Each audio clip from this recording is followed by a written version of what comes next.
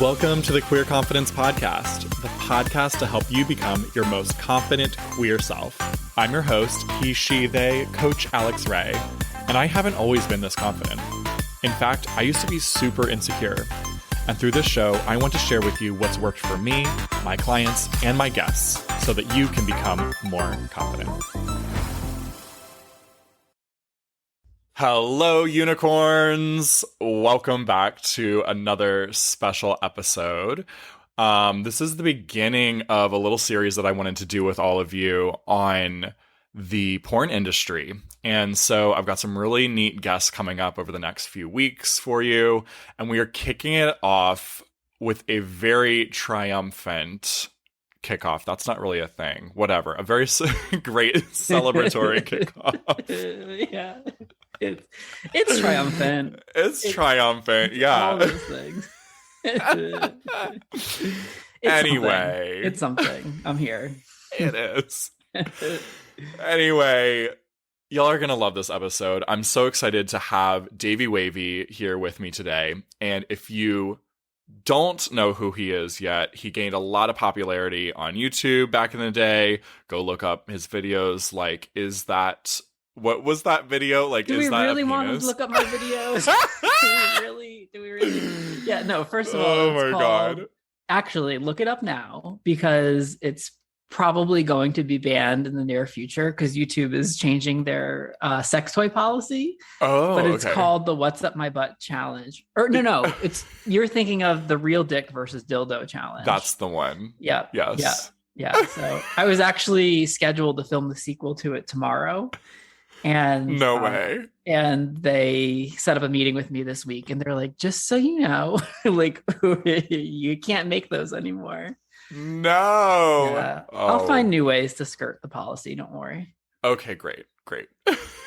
Well, you can also get plenty of much more explicit things than what's on YouTube when you join Hemorrho's TV. And that's one of the main things we want to talk with you all about today is Davey's porn website.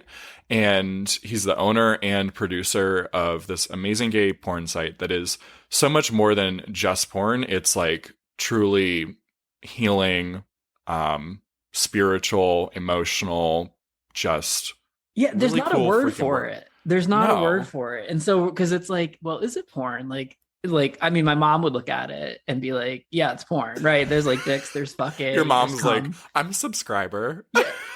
Okay, funny you say that. She's my bookkeeper. So no way. I love that. And I recently found out she was on my email list for Hemorrho's TV. So oh my God. I was like, you know what? We're deleting that because boundaries are important. And that's just a little too much. But yes, my mom would say it's porn. But it's so much more. There's like a intention behind it. There's mindfulness. I mean, we're exploring different aspects of sex and sexuality, and we're doing it through this vehicle of porn. So it's kind of like, I don't know, porn 2.0, erotic content. I don't know. It's something. It's fucking great is what it is. Thank you. And you need to have fucking great in there because otherwise, people will just not get the right idea. Little wordplay. Yeah. Yeah. Yeah, but it is my favorite thing to do though is to like show someone a Hemorrho's TV video for the first time that hasn't seen it, because like the camera that we use is it's like the camera they shoot Game of Thrones with. Like it's the production value is really like cinematic, and then it's combined with like authenticity, and so it's like it's a whole different porn experience than I think what a lot of us are used to. Yeah. And the idea is not to like replace like Sean Cody or like Pornhub. It's just to kind of allow people to explore this other world too. Yeah. Okay. Can you give us all the story of like how the heck you got here? Yeah. Well, it's been a long time coming, no pun intended. I think so. Okay. There's a couple pieces to it. Like when I was like in college, I remember like having sex with my boyfriend at the time. And afterwards he was like, he's like, I want to talk to you about something. And I was like, what? Like, what's that? Never a good thing. Like after you've like shot a load, and you know, and you need to have a chat. And he was like, having sex with you, it's like being in a porn.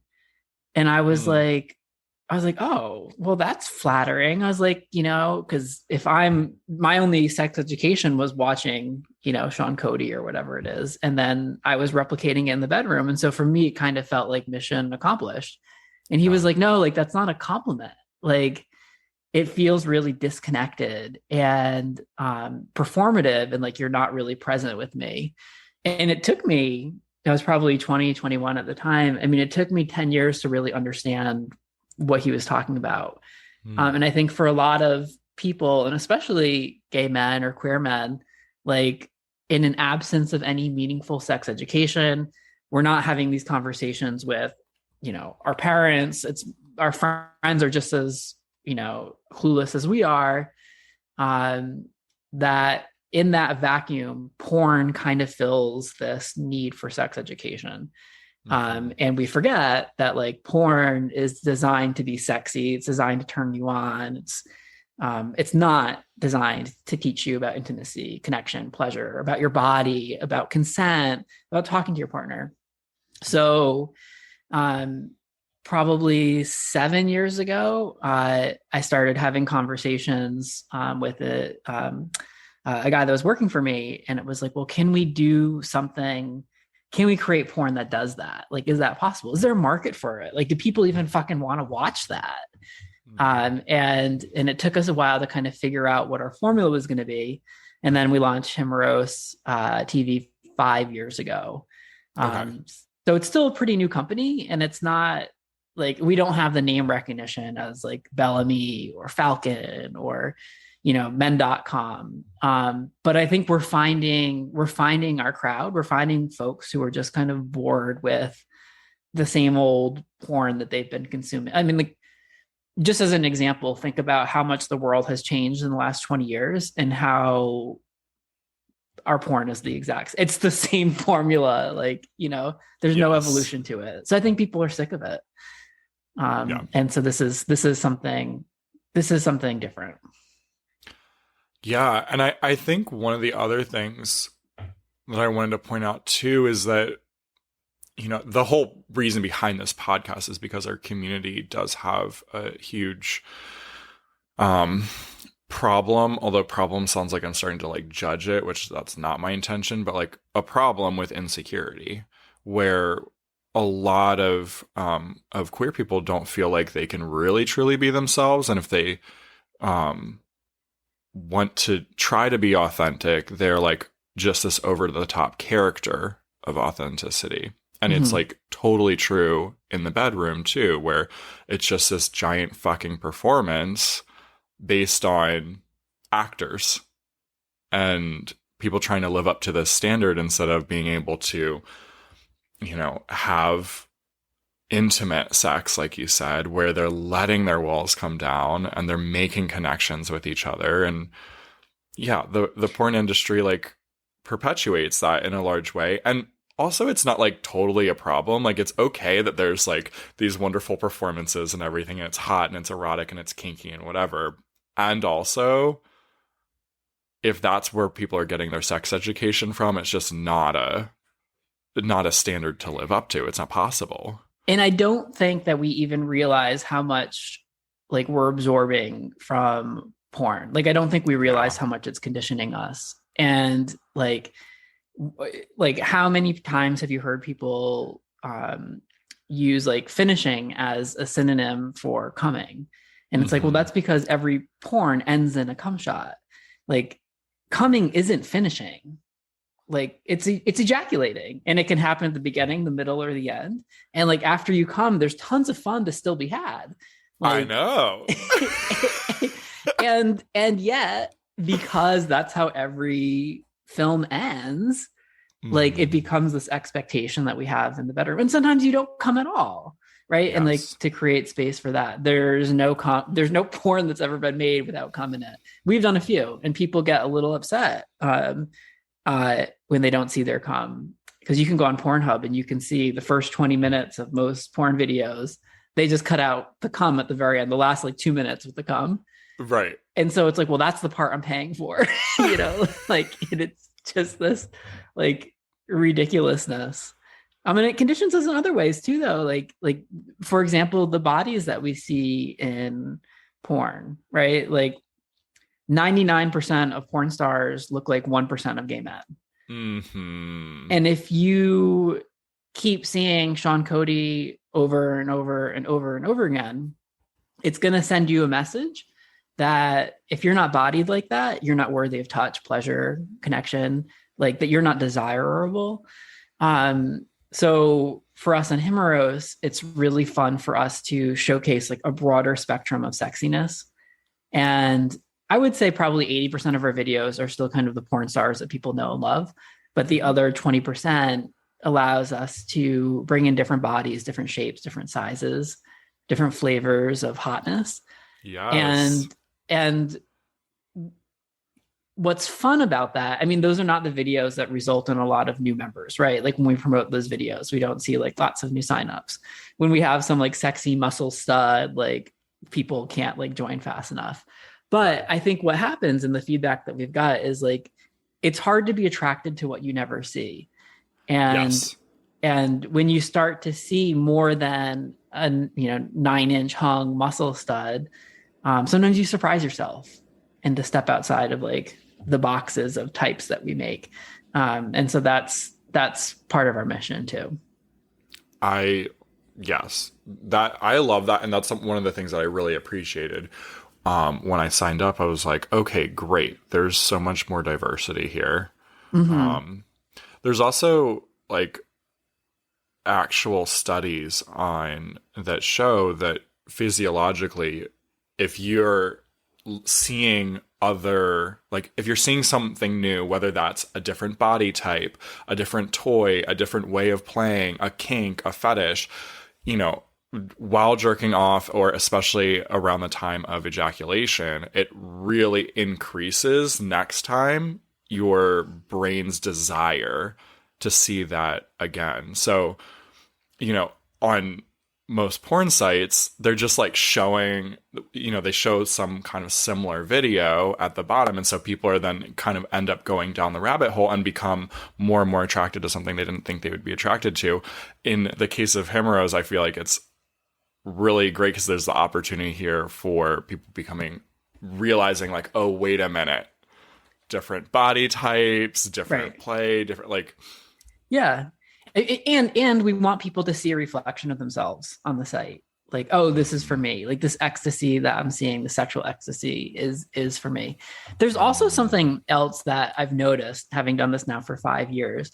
And I really don't quite know how to phrase it, but it's like, because we have filmed with a wide range of like bodies and different models. And what I've noticed is often those guys that are really sexy in non-traditional ways, like the guys that you don't typically see in porn, are so much more embodied and so much more ecstatic than like the muscle jocks that like we're used to consuming in porn that kind of just like go through the motions.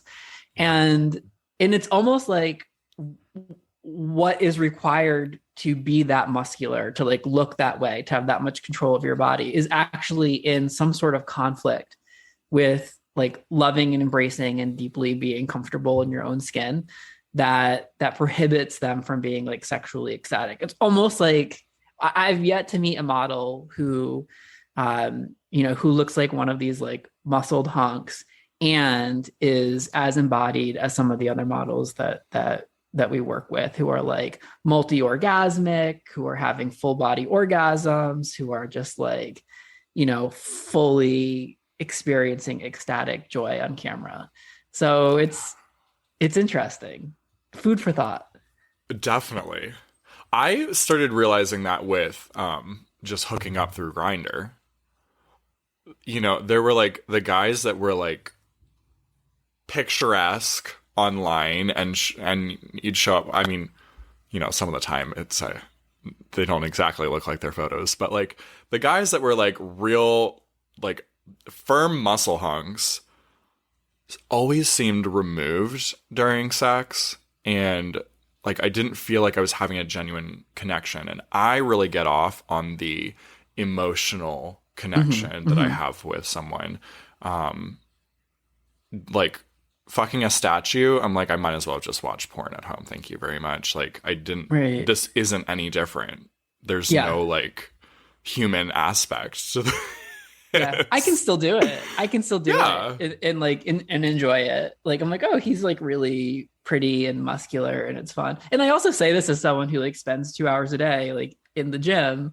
And I think like, you know, if you look at people that spend 2, 3, 4, 5 hours a day in the gym, people who are doing steroids, like they're not doing that because they love their body. Like they're doing that because of like deep insecurities. They're doing that. I mean, you're basically at war with your body in some ways. Like, and yeah, and I think that it comes across on camera. So it's for me, like the guys that are the most fun to film are the guys that you don't usually see on porn. And it is funny that like we've decided collectively that we're gonna have like 24-year-olds like embody gay sexuality on camera for the rest of us to enjoy. Like, what the fuck do you know when you're 24 years old? They're super cute, but like, yeah, but like, you know, you barely know what to do with it. Yeah. Well, yes. And also full disclosure, I was one of those muscle hunks. It was very like removed and had trouble like actually connecting with people because I had my walls up all the time. Yeah. As a protection. Yeah. Totally. I love that. Okay. What else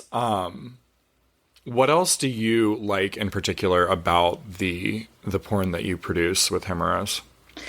So because our goal is to get like authenticity and vulnerability, like usually, I mean, you'll have other people on the porn industry that will tell you about how like shoots are traditionally like structured, right? It's like you go to this hotel, like you film this thing for an afternoon, it's over. For us to get the level of authenticity and vulnerability that we want, it requires a really different process. So I've had a lot of fun like over the years figuring out what that formula is for us. And generally, like what emerged is we'll find a really remote location, like where there's nothing else around, no distractions, no other people, no grinder hookups at night. Like we really kind of just make a commitment to each other and to the project. So we'll go to like a castle in France or like the Arctic Circle or like a ranch in New Mexico. And there's generally 7 models and then like 7 crews. So there's like 14 of us, sometimes 15. So we'll have this like, you know, castle we just shot in Wales and it was a castle with like 25 bedrooms. Right. So we go to this location. We just hang out at a castle for a few days and film gay porn. Okay. Well, we need the bedrooms. So you got 15 of them. Yeah. So there we go. We settle in and we'll do 4 days of filming. And it's more of a retreat than it is like a film shoot. And each project is spearheaded by a tantric instructor or some sort of sex coach. And they create this container for the project. And each morning starts with workshops. The models are connecting with each other, like learning about the concepts that we're filming that day. And then we'll film throughout the day. And we do this for 4 days. And always at the end of it, it's like you're so sad to go because you've made this like really nourishing, supportive community. And it's always like, I just want to bottle that up and just like, because when are you ever in a room with like 14, 15 like queer people that are just so on your side? Like they want you to succeed. Like there's no cattiness, there's no bitchiness. It's just like, we're here with this shared mission, like in support of one another to get the best thing that we can. Like it's fucking awesome. So that's like my favorite. That's my favorite part. And yeah, and like the locations are really cool and special and like, and we want that. Like we want everything to feel worthy of like the gay sex that we're portraying on camera. Yeah. You all do a great job of that. I mean, it really does come across in the final video. That like, okay, this is a whole environment that you're working with, not just like, okay, great, we like got a hotel room, right. threw some props up. Right. Went Yeah, to well, Pound Town and said, "See you later." which is fun too. But like, Yeah. it's like we just did a project in Greece, and it's called Flesh of the Gods. So Mhm. each shoot has like a theme to it, Yeah. and in Flesh of the Gods in Greece, the theme was to explore the archetypes that like we as gay men embody. So how we embody Zeus and Aphrodite, and kind of like how these gods and goddesses are expressed in us, like through a modern lens. It's not like we had people in like toga, like robes and like gold crowns, like Yeah. because we don't have the budget to pull that off. Like it would probably just look really cheesy. And so it was like how your boyfriend might embody Zeus or your fuck buddy, right? Mm. And so we filmed each of those as a separate scene. And it was like, if you are embodying the Zeus archetype, what is your path for growth and evolution? And so that would be part of the narrative that we filmed. Like, how fucking cool is that? And you can still totally jerk off to it.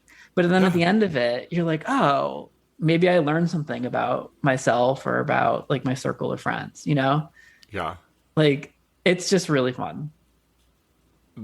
It's so cool to hear you like talk about the behind the scenes and stuff Yeah. of this too. Yeah. Like, Well, we had these like Greek yayas, like these grandmothers who like we rented this villa like on the uh-huh. ocean to do this project. Because I mean, it's like if you're gonna do the Greek gods, you have to go to Greece, right? Well, And definitely. and so these grandmas were like so cute, and they would just cook for us all day. So we would have like lots of feta cheese, but like these delicious meals each like lunchtime and dinner that they were like nourishing us and like totally on board with like what we're doing, and like it's just really it's great. This is a whole image now. Like Yeah, the Greek grandmas yeah, feeding the porn crew. This who are is like like coming out in like leather jock straps or like whatever. And they're like, oh, can I have a bite? Like real quick, I'll. God bless Europe. So when we filmed Oh in man. Sweden, we rented this woman's farmhouse. It was her family farmhouse for like 250 years. And it was a beautiful location, gorgeous horses, like, lupines growing everywhere, right on the lake. And she was very like, we're very transparent with what we're doing. We don't want to be like looking over our shoulder. I don't want to fucking get sued for like shooting porn No, in your house. no. So we're just transparent. And a lot of places say no. Um, and that's fine. Less so in Europe. Most people are okay with it. Um, but so I was telling her, and I was like, "Are you sure you're okay with this? Because we're gonna film gay porn. Like, we're gonna film people having sex in your family's house of 250 years." Yeah. And she goes, "Well, yes, people have had sex in my house before." And I was like, "Oh, we are not in America." Like we are so not in America. Like Right. she was totally down, and she had her like lesbian nieces like helping us build a maypole for one of our videos, and like it was just This is amazing. yeah, it's pretty incredible. It's pretty incredible. Yeah, I love it. I never thought of that though. Like, yeah, what's the difference between, oh, you're renting this hotel room and you're gonna have sex in it, or you're renting this hotel room and you're gonna film the sex you're having in it? Like, why is that taboo here? Right. Yeah. Yeah. I think it's more the issue is like if you're gonna have film equipment and like and you're monetizing it, and then like, it's like it could be your kid's bedroom or something. Like there could be other like complications. I So guess so. yeah. So we're just like, look, this is what we're doing. Like tell us what your parameters are, you Yeah. know? And generally in Europe, people are like, yeah, that's great, whatever, who cares? Like, have fun. Like, just don't break anything. Right. Yeah. They come and the couch is like broken in half. Um Yeah. Yeah, totally. I'm like, don't watch the videos back and you see us like having sex in your pool table or whatever. Just yeah, what you don't know. exactly. Yeah. What I'm really curious what has been like the biggest surprise to you since you got into the industry? Ugh, I don't like this. This was because it wasn't a good surprise. Okay. Um, so I came from the world of YouTube, and YouTube had they just did a very good job of like instilling a collaborative spirit in all of us. So Mm. like if Tyler Oakley got a book deal, like that was good for all of us because it lifts all of us up and like cheer him on, and like, you know, it opens the door for you to maybe get a book deal, right? And Tyler Oakley's a YouTuber, by the way, for people listening. And so, and we're all kind of in this community together, and like that's the perspective that I had. And so when I went into the porn world, I assumed these other studios, many of which are owned by gay men, some of which are owned by like huge companies and conglomerates and whatever, but like that it would be a similar world. And what I immediately found was, in fact, that it was like super ego based. It was like really competitive. Mm. People were like, in other studios were like, why are you entering into this? Like, what do you know about porn? Like, this isn't paid porn is an industry that's shrinking. Like, we're already fighting for the scraps. Like, and now you're entering into this arena too. And I was like, no, like I'm bringing a whole new audience like into this realm of like paid erotic content. And like, it's not about fighting for the biggest slice of pizza. It's like, let's order another pizza. Like, let's make the pizza bigger. Mm. And like, let's find ways to collaborate. And like maybe I'm doing things a little bit differently. And like, you can learn from that and vice versa. And like that we could like help each other. And that was so not the spirit of like collaboration that I encountered. It was really catty. It felt like Mean Girls, like Mm. going to these like porn conferences. And I was like, I was like, is this, am I even in the same industry? Like what's going on here? Yeah. So yeah, that was this unpleasant surprise. But you know, there's a lot of egos and like a lot of insecurities. And so it's, maybe it shouldn't have been, maybe I should have expected it. Yeah. I I mean, it doesn't surprise me. It's unfortunate, but it also doesn't surprise me. Yeah. Um, but I, you know, that is also from a business standpoint, like I feel like hopefully many more business owners learned this through the pandemic, that being able to pivot is how you keep a business alive. So like fresh voices are so good for any industry. We need people to constantly see things in a different way. And I think the spirit of collaboration, like, is, in my opinion, it is also good business. Like, I understand, like, Yes.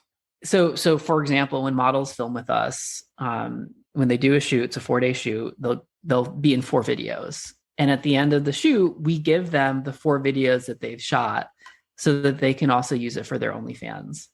Cool. And it's you know, they still get paid, but this is just like a little added like bonus. And um and when I first started talking about that, other studios were like, well, OnlyFans is our competitor. Like, why are you giving them content? Like, why are you feeding the beast, right?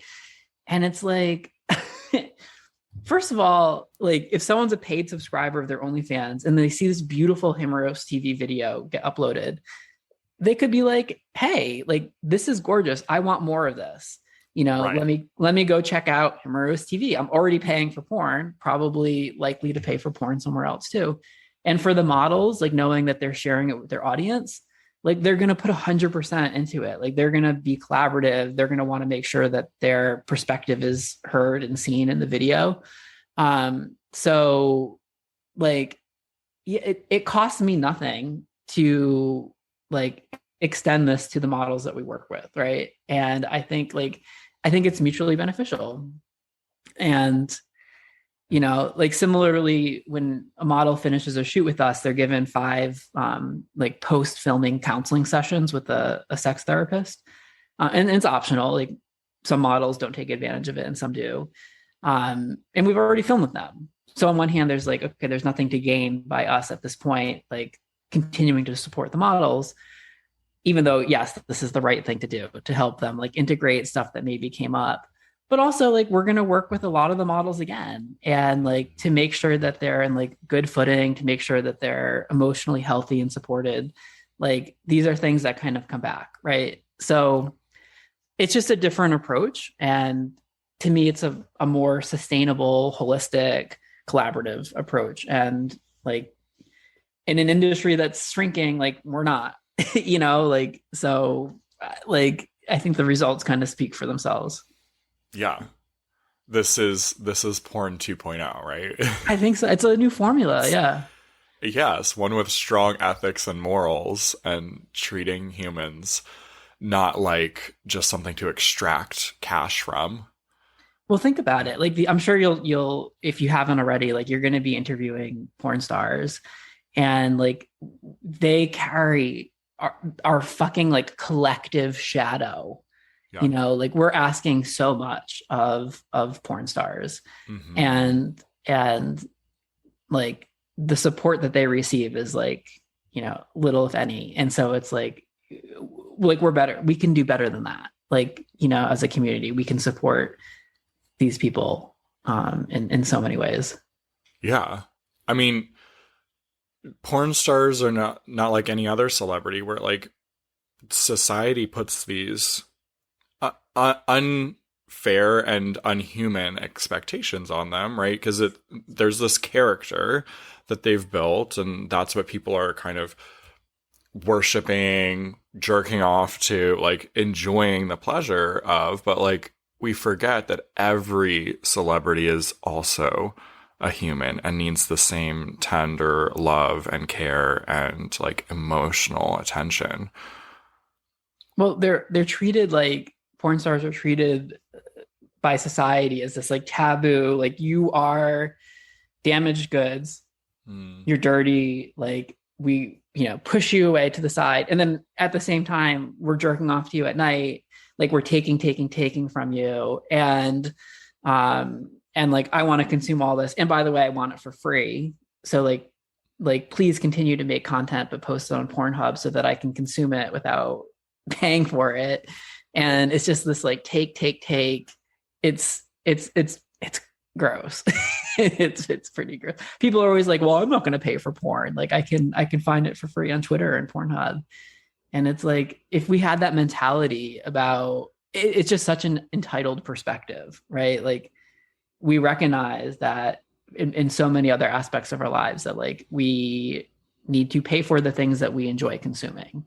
If we want to make this sustainable, like I can't pay my cinematographers with Pornhub vouchers, like it requires like, well, it's free on Pornhub. This is a volunteer job. Like, no, like these are, queer artists and filmmakers and the dollars that we get through subscriptions, like support all that. Yeah.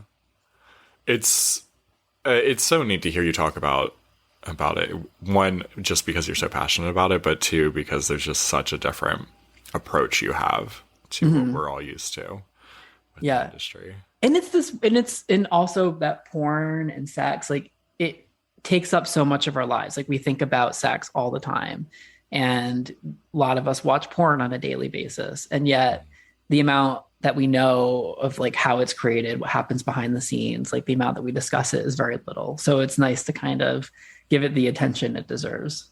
Yeah. Yeah, absolutely. I'm curious, like while we're talking also about porn stars, do you have any advice that you would give to porn stars or anyone in the sex industry? I think especially for people that maybe you're asking about, like people that are interested in like starting out or like becoming an adult model. Yeah. There's kind of like two categories of models that I generally see. And, when we're casting for projects and interviewing, it becomes pretty apparent like where people are. And I think there's one group of models who do it for the money. They're like, I'm going to monetize, my aesthetics, my dick, whatever it is. And like, yeah, I just want to cash in. Mm-hmm. And then there's another group where it's like, I view my sexuality as a gift that I want to share with the world.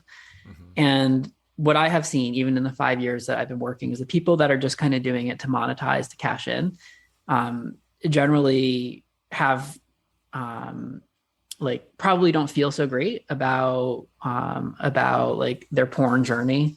Mm. they kind of tend to like burn out more, like become really jaded, like can't don't enjoy the experience. And so I think if like that's what's motivating you, like the dollars, of which there are some, like yeah, if you have a 9-inch dick, like yeah, you can cash in on that. Uh, I don't think it's particularly fulfilling for those individuals.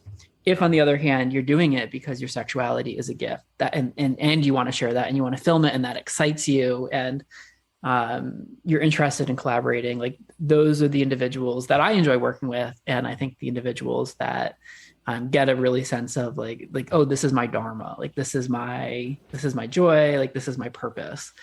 So I think it's just ask yourself like what's motivating you, and know that it is not easy. Like a lot of these porn models, their bread and butter is OnlyFans, and they have to film a lot of content, have a lot of sex, boo hoo hoo, right? but it is a job. And if you're like churning out 3 videos a week on your OnlyFans, like that's a lot of production, that's a lot of flights, that's a lot of organizing, a lot of marketing goes into it. You have to be good at a lot of different things in order to be successful. So it's not this like magic, like, you know, like solution. Like it's still hard work. So don't be fooled by like, oh wow, like, you know, this person made $1 million on OnlyFans last year. I'm sure they did, and they probably worked really hard to do that. You know? Yeah, and they probably spent a shit ton too to produce all of it. Yeah, it's hard. Some of the OnlyFans models, they'll talk about like they'll fly into Miami for a weekend and like in an afternoon they'll film 6 videos. Like I cannot even imagine. Yeah. That does not sound. My body would split in half. Yeah. I'm like, yeah. It's a lot. It's a lot. Yeah. 6 video. I'm like still shocked. Like what? Yeah. They'll do it like back to back. So it'll be like, you know, from 1 to 2, from 2 to 3, from 3 to 4. Like they'll just have their collab set up. And of course, like certain people will flake out. And like, I mean, I think it's frustrating. I'm knocking over shit on my desk. I'm being so dramatic. Gays flake out on I know. sex? Can you imagine? No, that's never happened. Yeah. It's a first. Yeah. Okay, pioneers. Well, they're pioneers. Indeed. Yeah. Oh my God. Okay. So are you thinking of launching an OnlyFans channel? Is that no, there's not going to be actually not for like porn. I have been thinking about doing a little side project for fun and using OnlyFans because I do want to help destigmatize the platform. So it will involve like less clothes than is allowed on Instagram. And we'll see. It's still like kind of in the idea phase, so I'm fine sharing it with you, but I want to like wait to share it with the podcast until like it's so is this part getting cut? Is this part getting cut? Oh no, we're gonna leave this in. Oh good. Yeah, tease them. So do we imagine you like in a little thong or something? Like what's the that's pretty accurate. Mm-hmm. Okay. Yeah. Well, you know, thong, jock strap, you know. We'll see. I did have one video like banned on TikTok because I don't know, for whatever reason they were like, nope, this is inappropriate. But Instagram was fine with it, which was really interesting. I was in a jock strap, but like girl. I wasn't like bent over. Like it wasn't like whole. No. Yeah. This is the story of my life, is like navigating the like sex and nudity policies on each of these different platforms. And you would even think that like Instagram and Facebook would be the same since they're owned by the same parent company, like Meta, right? Yeah. And it's not. And then like YouTube is different and the policies are constantly evolving. Like I said, like no more like real dick versus dildo challenge. I had a policy meeting with them earlier this week, and it is so like specific. So like I can't in a video description write like Davey Wavey, creator of Himmeros.tv, Okay. even though himroast.tv is not a URL that you can click. It's just like the name of the website Yes. because the .tv, like in their opinion, makes it like you're promoting a porn URL. So I have to Could say you like say Hemorrhoes? Himrose. I can say Himrose, but I can't say Himrose.tv. So you could say Sean Cody, but not SeanCody.com. Like, Yeah. And I'm like, what? do we live in the fucking Handmaid's Tale? Like, who gives a As if, shit? as if, as if anyone's even gonna type in the URL anyway. Everyone just types it into Google. Yeah, yeah. And like, Like, you who don't need the cares? dot. Like, I can't have a conversation where I say, like, oh, I was on, SeanCody.com and blah, blah, blah, blah. I have to say I was on Sean Cody and blah, blah, blah. Like, who fucking what difference does it make? Why are you spending your time and energy and effort? Like, the world is on fire. Women have no rights. Like, why do you care about this? Why are you having a policy meeting with me about this? Like, Because someone was like, I really need some job security this year. like, I'm sure there's a rationale behind it, and it probably comes down to like Probably. their legal department, but it's insane and it's always changing. So you like, it's impossible to navigate all these platforms and like, how prude are they this week? Like, as if like our Exactly. and like who, but honestly, like, these are our bodies, like they are exquisite, and like people feel so much shame and stigma around their genitals, and like what are we doing? What are we doing? Right. What? I have no response. I'm What's like, going on? Yeah, like again, none of this shit is really that important compared to the things that we could be putting our intention into. But I mean, literally, we live on a fucking floating rock, and like people are policing like how much ass you can show on yeah, a social media platform. Like, Wh- which it's is insane. funny too. I learned here in San Diego, like you can show anyone can show their ass, but you can't show the anus. So I think like technically you could walk around on the street with a butt plug in because it will cover up like Oh my your God. hole. I feel like I'm on mushrooms right now. I'm like, this doesn't even make sense. Like, No. can you imagine if other animals felt this way about their body? Like, do people realize that nudity is fucking arbitrary, that we made it up? And like, that largely this was done by religious institutions because those parts of your body that we need to cover are like those parts that create pleasure. And when you're in ecstasy, when you're having full body orgasms, like that is a religious experience. Yeah. And like, what you would quickly realize is you don't need to fucking sit in a church to connect with something greater than yourself. Like you have all those tools within you. Yeah. And like, obviously the churches want us to go to them to get the power, right? So like, it's about power and control. Like, it's all fucking bullshit. Like, none of it is real. Yeah. Also, now we can make up a whole conspiracy about like the fashion industry and the church being like tied together, right? Yeah. They were like, "Come on, let's collaborate.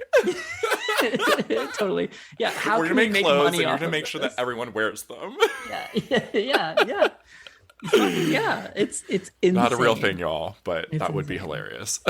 I'm on it. I'm on it. Oh my god. Okay. Davey, is there anything else that you want to make sure that you get to share with the audience today? No, I've got nothing else. That's it. Okay. That's it. The world's on fire.